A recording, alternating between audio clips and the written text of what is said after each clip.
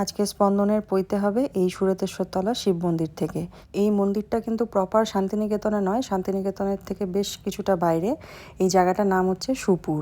কিন্তু শান্তিনিকেতন, শ্রীনিকেতন এইসব জায়গার থেকে এই মন্দিরের কানেক্টিভিটিটা কিন্তু বেশ ভালো।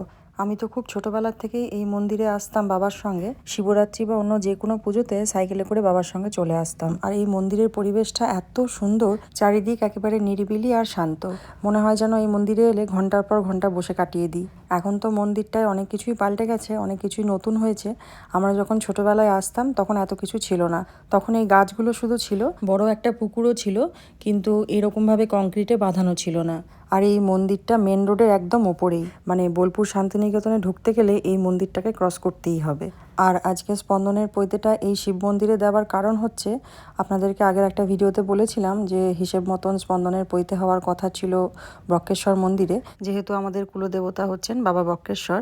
কিন্তু আমাদের বিভিন্ন রকম অসুবিধার কারণে বক্রেশ্বর মন্দিরে পৈতে দেওয়া সম্ভব হলো না। সেই কারণে শিব মন্দির দেখে দিতে হবে বলে এই মন্দিরে দেওয়া। আমরা সবাই সকাল সকাল রেডি হয়ে মন্দিরে এসে গেছি। শ্বশুরমশাই বসেছেন, আর যিনি তন্ত্রধারক, যিনি পৈতে দেওয়াবেন, তিনি আগের দিন রাত্রেবেলাতেই চলে এসেছিলেন। স্পন্দনের পৈতের জন্য যা যা জিনিস লাগবে বেশিরভাগ জিনিসই উনি সঙ্গে করে নিয়ে এসেছিলেন। আর এখানে যে সুন্দর আলপনাটা দেওয়া রয়েছে, এটা দিয়েছে আমার এক বন্ধু, যে স্পন্দনের পৈতেতে এই দুদিন ধরে যত পান পাতা লেগেছে সেই সব কিছু ও পাঠিয়েছিল। সেটা আপনাদেরকে একটা ভিডিওতে বলেছিলাম যে ওদের বাড়িতে পানের গাছ আছে। তো আমার ওই বন্ধু আগের দিন রাত্রেবেলায় এসে এই আলপনাটা দিয়ে গেছিলো মন্দিরে। ও কিন্তু একটা ছেলে হয়ে এত সুন্দর, ওর হাতের কাজ, খুব সুন্দর আলপনা দেয়, তার সঙ্গে খুব সুন্দর মেহেন্দিও পরায়, আরও অনেক গুণ আছে ওর। আর এদিকটা একটু ছিমছাম করে সাজানো হয়েছে, যেহেতু মন্দিরের ব্যাপার, খুব একটা সাজানোর পারমিশন নেই, তাই এখানে একটুখানি ফুল দিয়ে সাজানো হয়েছে। আমাদের বাড়িতে যে ডেকোরেটার্সের কাজ করেছে তাকেই বলেছিলাম মন্দিরটা একটু ফুল দিয়ে সাজিয়ে আসতে, তো সে সেই কাজটা করে দিয়ে গেছে। এখানে পৈতের জন্য যে যজ্ঞটা হবে, যে কারণে এই জায়গাটাকে একটু সাজাতে বলেছিলাম। আর এত বড় মন্দিরে শুধু আজকে আমাদেরই কাজ হচ্ছে। অন্যান্য মন্দিরে দেখবেন একসঙ্গে অনেকগুলো পৈতে, অনেকগুলো বিয়ে এইসব হয়ে থাকে, কিন্তু এই মন্দিরে আজকে শুধু স্পন্দনেরই পৈতে হচ্ছে। এবছরে আবার পৈতের একটাই ডেট ছিল, এই চৈত্র মাসে একটাই ডেট। আবার নতুন বছরে নতুন পঞ্জিকা বেরোলে তখন আবার জানা যাবে, কিন্তু এই একটা ডেট ছিল বলে আমাদের কিন্তু প্রচণ্ড রকম টেনশনও ছিল। বিয়ের জন্য যেরকম সারা বছর অনেক ডেট পাওয়া যায়, কিন্তু পৈতের জন্য ডেট খুব লিমিটেড থাকে। আর সব থেকে বড় কথা, পৈতের একটা নির্দিষ্ট বয়স লাগে, বিজোড় বয়সে দিতে হয়, মানে 9, 11, 13 এরকমভাবে। তাই স্পন্দনেরটা দিতে হলে অক্টোবরের আগেই আমাদেরকে একটা ডেট করতেই হতো, কারণ অক্টোবরে যেহেতু ওর জন্ম, নয়তো আবার আমাকে 2 বছর ওয়েট করতে হতো 13 বছরে দেওয়ার জন্য। এদিকে আমার পরম সৌভাগ্য যে আমার দিদা এসছে আমার ছেলের পৈতে দেখতে। এটা কজনের ভাগ্যে হয় বলুন তো? এটা আমার ছেলেরও সৌভাগ্য, তার পৈতেতে নিজের দাদু ঠাকুমা, দাদু দিদা থাকার পরেও মায়ের দিদা এসছে তার পৈতেতে। তো এটা আমাদের কাছে সত্যিই পরম আনন্দের। এদিকে 8:30টার সময় পৈতেতে বসা হয়েছে, কিন্তু আমাদের যিনি তন্ত্রধারক আছেন তার কাছে শর্টকাট কোনো অপশন নেই, যা করেন নিখুঁত করেন। তাই বিয়ে, পৈতে, অন্নপ্রাশন সব কিছুতে প্রচুর ওনার লেট হয়। আমাদের বিয়ে উনি দিয়েছেন, স্পন্দনের অন্নপ্রাশনও ওনার হাতেই হয়েছে, আজকে স্পন্দনের পৈতেও উনিই দিচ্ছেন। ওনাকে আমি বলেছি একেবারে স্পন্দনের বিয়ে দিয়ে তারপর আপনার ছুটি। বাড়ির লোকজন সবাই একে একে আসতে শুরু করেছে, যেহেতু পৈতের কাজ এমনিতেই একটু দেরি হয়, বেলা বাড়লে সবাই একে একে আসবেন। তো আপনাদেরকে তো আগের ভিডিওতে একদিন বলছিলাম স্পন্দনের এই পৈতের দিনটা আসার জন্য কত যে বাধা বিপত্তি এসেছে আমাদের। এই পৈতের মতন বড় কাজে সবথেকে বড় বাধা হয়ে যেটা দাঁড়িয়েছিল সেটা হচ্ছে গ্যাস সিলিন্ডার। কী যে ভোগান্তি হয়েছে আমাদের। এবার একটা বড় অনুষ্ঠানে নেমন্তন্ন করতে গেলে তো অত হিসেব থাকে না। আমার শ্বশুরবাড়ি, বাবার বাড়ির তরফে তো অনেক চেনা পরিচিত, কাকে বলবো আর কাকে বলবো না এই সব ভাবতে ভাবতে আমাদের মাথা খারাপ। সব থেকে বড় কথা হচ্ছে ক্যাটারারকে যখন বলছি যে আমাদের লোক কিন্তু আরও বাড়বে, তাও আজকে যে ক্যাটারিংয়ের দায়িত্বে আছে সে আমার বন্ধু, কলেজ ফ্রেন্ড। ক্যাটারিং সার্ভিসে ওর খুব নামডাক শান্তিনিকেতনে। হেড কাউন্ট যখন বাড়ছিল তখন আমার বন্ধু বলেছিল যে আর বাড়াস না, আমি কিন্তু খাবার সাপ্লাই দিতে পারবো না, কারণ গ্যাসের ভীষণ রকম সমস্যা চলছে। এখন মন্দির থেকে সোজা একবার এসছি বাড়িতে বসুধারা দেওয়ার জন্য, কারণ বসুধারাটা তো মন্দিরে দেওয়া সম্ভব নয়। 10 বছর আগে স্পন্দনের অন্নপ্রাশনের সময় যে বসুধারাটা দেওয়া হয়েছিল উনিই দিয়েছিলেন, সেটা আজও অক্ষত অবস্থাতেই আছে। ঠিক তার পাশেই পৈতের বসুধারাটা দেওয়া হচ্ছে।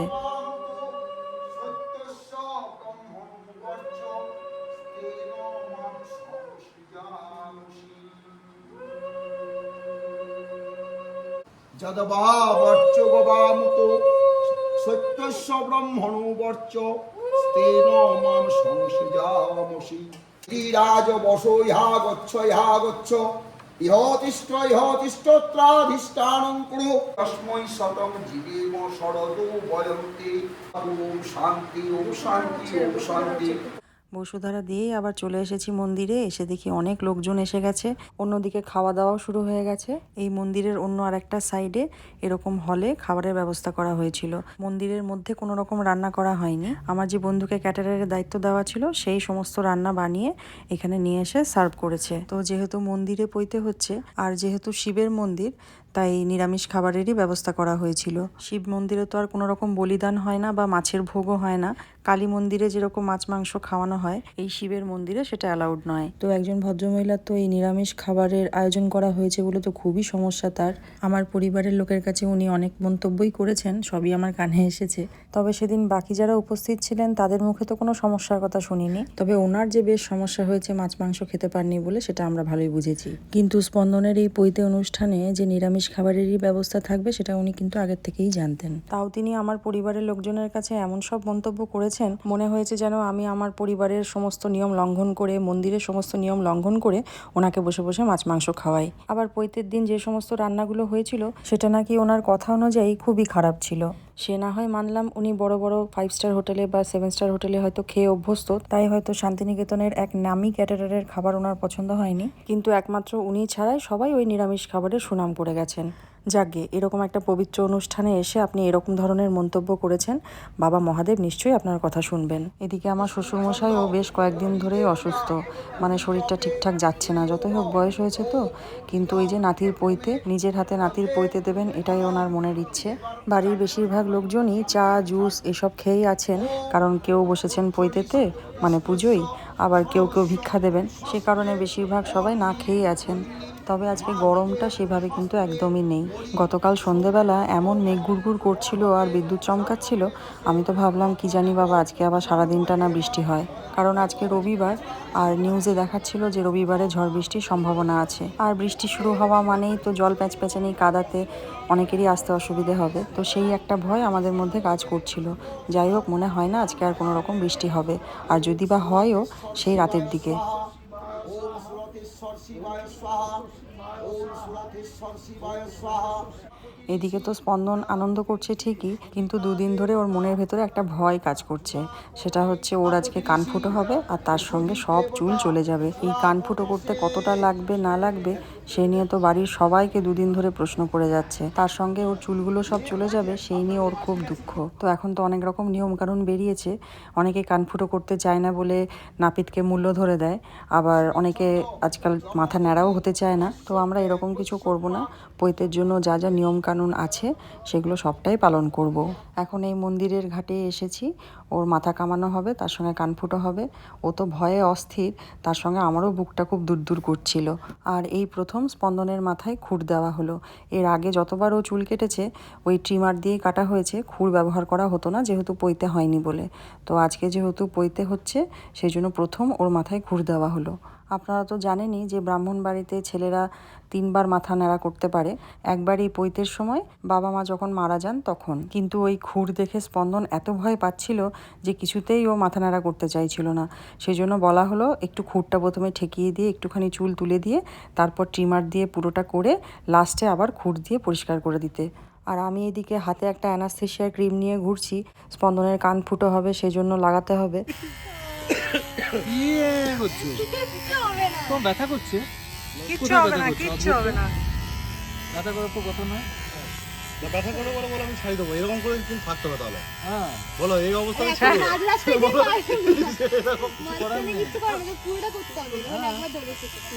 পুরোটাই করতে হবে। আমাদের সময় টিমার ছিল নাকি? হ্যাঁ, করে দিত। ছিল গরম জলে, তারপর বক্রেশ্বরে। হ্যাঁ, ওখানে হরিকুণ্ড আছে না, গরম জলে। এখন ভালো লাগছে। এই আইপিএল এর সিজন মনে হচ্ছে না, বলছে ফুটবলের সিজন।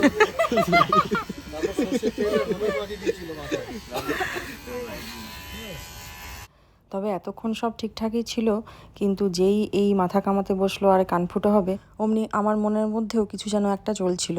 যতই হোক কিছু তো একটা পরিবর্তন হচ্ছেই। ট্রিমার দিয়ে পুরোটা করার পর এবারে খুর দিয়ে পরিষ্কার করা হচ্ছে। এই পৈতের সময় আমার ফোন যে কত হাত হয়েছে তার ঠিক নেই, আর আমি হাজব্যান্ড দুজনেই যেহেতু ব্যস্ত ছিলাম তাই ভিডিওগুলো যে যেরকমভাবে পেরেছে তুলেছে। এবারে স্পন্দনের কান ফুটো হবে, ও তো খুব কান্নাকাটি শুরু করে দিয়েছিল।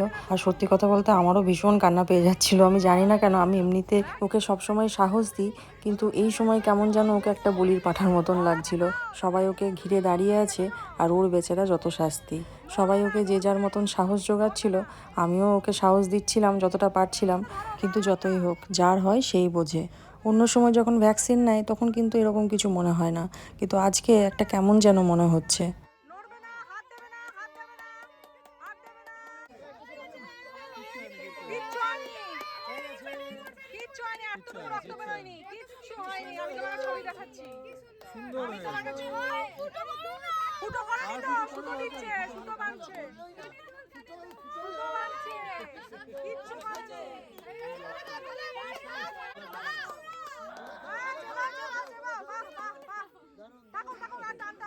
এত সুন্দর কলা।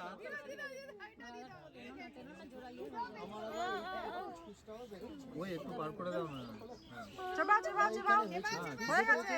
আর একটা কলা কই? এদিকে স্পন্দন পাকা কলার মধ্যে যদি একটুখানি দাগ থাকে সেটা আর তখন খেতে চায় না। এই কান ফুটোর মধ্যে আর কান্নার মধ্যে সেই খেয়ালটাও কিন্তু ওর আছে। এটা খাবে না?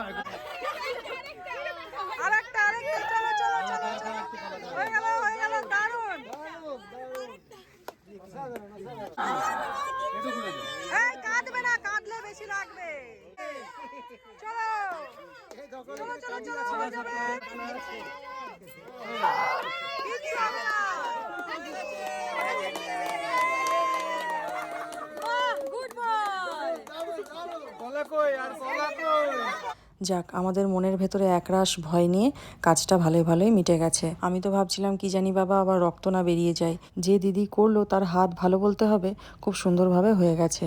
এখন মাথায় বাটা হলুদ লাগানো হচ্ছে, যেহেতু খুর লাগানো হয়েছিল। এবারে ও স্নান করে গেরুয়া বসন পড়বে, তারপর যজ্ঞে বসবে।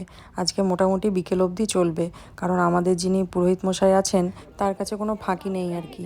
তাই এখন সমস্ত নিয়মকানুন সঠিকভাবে পালন করা হচ্ছে।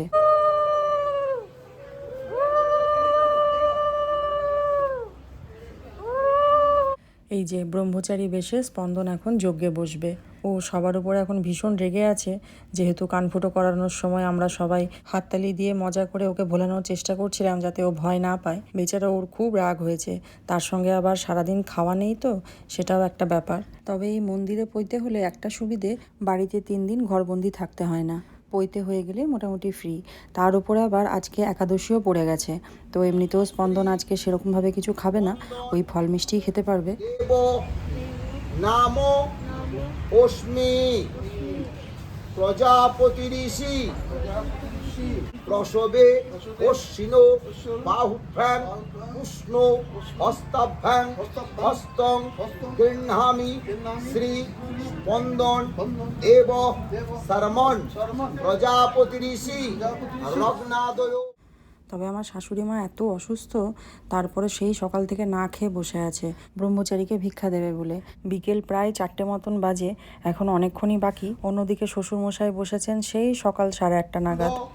দর্শনে বিনিয়োগ ওম প্রজাপতিতা পরিদদামি শ্রী স্পন্দন দেব শর্মণ চারি সম্বোধনে বিনিয়োগ ওম ব্রহ্মচারী শ্রী স্পন্দন দেব শর্মণ প্রজাপতি ঋষি ব্রহ্মচারী দেবতা উপনয়নে বিনিয়োগ ওম ব্রহ্মচারী বিশ্বে বিনিয়োগ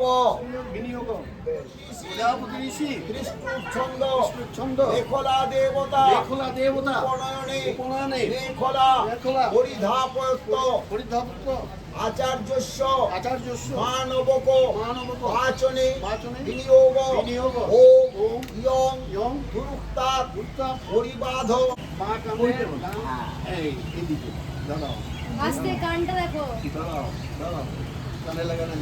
স্পন্দনের আর এক নতুন জন্ম হলো আজকে, দ্বিজ। এই এক বিরাট গুরুত্বপূর্ণ কাজ সারা হলো আর কি আমাদের।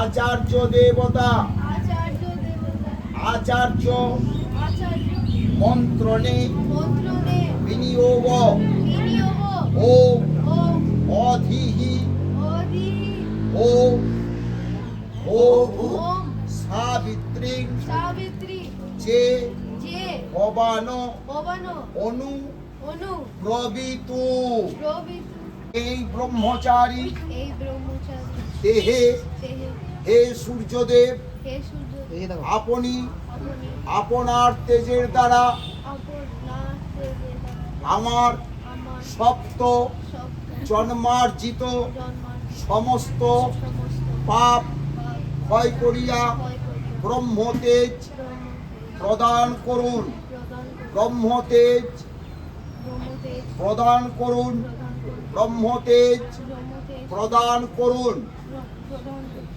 স্পন্দন ব্রাহ্মণ হলো, ওর কানে এখন গায়ত্রী মন্ত্র দেওয়া হচ্ছে। প্রজাপতি ঋষি অনুষ্ঠুপ ছন্দ বিনিয়োগ বিনিয়োগ ওম ওম স ওম স ওম ওম প্রজা গায়ত্রা ঋষি গায়ত্রা ঋষি গায়ত্রা সুসভা ব্রাহ্মণেষু ভূয়াসাম এখন হচ্ছে ব্রহ্মচারীর যে আড়াই পা ফেলার রীতি, সেইটা। ওম ভুব ওম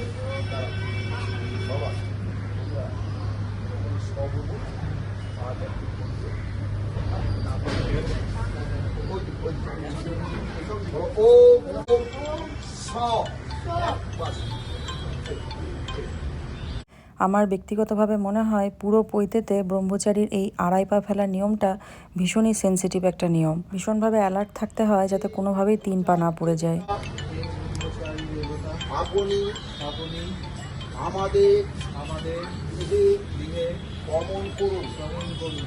উপযুক্ত সময়ে বৈদিক বিধি অনুসারে বৈদিক বিধি অনুসারে আপনার আপনার বিবাহাদি সংস্কার সম্পন্ন করিব আপনি গৃহে গমন করুন আপনি গৃহে গমন করুন আপনি গৃহে গমন করুন হে সূর্যদেব হে সূর্যদেব আপনি আপনি আপনার তেজের দ্বারা আপনার তেজে দ্বারা আমার ব্রহ্ম শক্তিকে আমার ব্রহ্মশক্তিকে জাগ্রত করুন জাগ্রত করুন আমার ব্রহ্ম শক্তিকে আমার ব্রহ্মশক্তি জাগ্রত করুন জাগ্রত করুন আমার ব্রহ্ম শক্তিকে আমার ব্রহ্মশক্তিকে জাগ্রত করুন এবারে শুরু হবে ব্রহ্মচারীর ভিক্ষা পর্ব। ও আর পেরে উঠছিল না, তাও ও অনেকক্ষণ সার্ভিস দিয়েছে। আসলে ওকে বেশ অনেক দিন ধরেই বোঝানো হচ্ছিল যে পৈতেতে কি কি হবে না হবে, সেই জন্য ও একটু মানসিকভাবে প্রস্তুত ছিল। ভবতি ভবতি ভিক্ষাং ভিক্ষা দেহি দেহি মাত ভবতি ভিক্ষাং দেহি মাতা ওম স্বস্তি ওম স্বস্তি আর ভবতি ভিক্ষাং দেহি মাতা ভবতি ভিক্ষাং দেহি মাতা বলা ওম স্বস্তি। এবার আপনি ভাই আজকে দণ্ডটা বাড়াতে ধরো ভাই, আর ডানটা আশীর্বাদ। মাসি আগে তারপর মামি জেঠি দিদা ব্রহ্মচারীকে সবার প্রথমে মা ভিক্ষা দেয়, তারপর মাসি মামি দিদা মানে মামার বাড়ির তরফে দিতে হয়, তারপরে বাকিরা সবাই একে একে দেবে। অন্নপ্রাশনের সময়ও যেহেতু মামা ভাত খাওয়ায়, হতে পারে হয়তো সে কারণেই মাসি মামি এদের ভূমিকা আগে। তবে অন্য পরিবারে কী নিয়ম আমার ঠিক জানা নেই। আমাদের পুরোহিত মশাই ঠিক যেমনটি বলেছেন সেরকমই করা হচ্ছে। এমনকি আমার বাবার বাড়িতেও এই একই নিয়ম, মামার বাড়ি থেকে আগে ভিক্ষা পড়ে। তো প্রথমে মাসি বলতে তো আমার যেতে তো দিদি ভিক্ষা দিল, এখন ভিক্ষা স্পন্দনের মামা মামির তরফ থেকে। আমার এক মাসতুতো দিদি আসতে পারেনি, তার জায়গায় জামাইবাবু ভিক্ষা দিচ্ছে। ভবতি ভিক্ষাং দেহি ভবতি ভিক্ষাং দেহি ওম স্বস্তি আজকে সবাই স্পন্দনকে পা ছুঁয়ে প্রণাম করছে, ওর তাতে খুব আনন্দ হচ্ছে। এতদিন ও ছোট বলে যেসব মানুষগুলোকে প্রণাম করে এসেছে, আজকে সেই মানুষগুলোই ওকে প্রণাম করছে, সেই জন্য ওর একটা অদ্ভুত ফিলিং হচ্ছে। পৈতের অনুষ্ঠান এতক্ষণ ধরে চলছে বলে ও ধৈর্য হারিয়ে ফেলেছিল, তার উপর আবার চুলগুলো সব চলে গেছে বলে, কানফুটো হয়েছে বলে সবার উপর একটু রাগও হয়েছিল। কিন্তু যেই দেখলো ওকে সবাই প্রণাম করছে, অমনি ওর মনটা চেঞ্জ হয়ে গেল। এখন স্পন্দনে জেম্মা ভিক্ষা দিচ্ছে। তো আজকে স্পন্দনের ঝুলিতে তো সব মূল্যবান জিনিস, টাকা সোনা এইসব। ও আজকের দিনে বড়লোক ভিখারি, তার উপরে আবার দুবাই ফেরত ভিখারি। না না, আমি এটা একদমই মজা করে বললাম, কেউ সিরিয়াসলি নেবেন না। ওর আগের দিন থেকেই বাড়ির লোকজনের কাছে গিফট পাওয়া শুরু হয়ে গেছে। এখন স্পন্দনের জেঠু ভিক্ষা দিলেন, ইনি আমার ভাইয়ের শাশুড়ি মা। আমাদের বাড়ির এই পুচকি মেয়েটা স্পন্দনের দিদিভাই, সেও কিন্তু ভাইকে ভিক্ষা দেবে বলে না খেয়ে বসে আছে। ভাইয়ের পৈতেতে ওর খুব আনন্দ, আর প্রচুর টুকটুক টুকটুক করে কাজও করেছে। আজকে স্পন্দনকে ভিক্ষা দেবেন বলে অনেকেই ওয়েট করছিলেন, কিন্তু এত লেট হয়ে গেল, প্রায় 5টা বাজতে যায়। এবারে যে সমস্ত আত্মীয়রা দূর থেকে এসেছিলেন তারা ভিক্ষা দেবেন বলে সারাদিন না খেয়েও বসেছিলেন, কিন্তু এত লেট হয়ে গেল, তাদেরকে তো বাড়ি ফিরতে হবে, তাই শেষমেশ তারা খাওয়া দাওয়া করে চলে গেছেন। স্বস্তি ভবতি ভিক্ষাং দেহি মাতা। भगवती भिक्षं देहि